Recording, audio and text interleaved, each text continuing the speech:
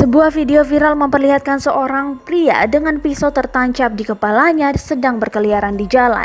Diketahui pria dalam video itu merupakan korban penikaman yang sedang mencari bantuan ambulans. Menurut polisi, pria berusia 36 tahun itu ditikam di dada dan kepala menggunakan pisau dapur pada Selasa 23 Juni 2020 pukul 11.56 waktu Amerika Serikat.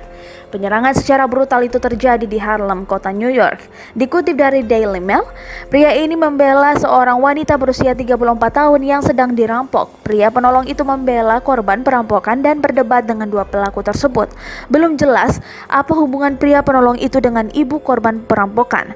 Dalam video yang beredar, pria penolong itu dipukuli oleh pelaku yang kemudian melarikan diri setelah menikamnya.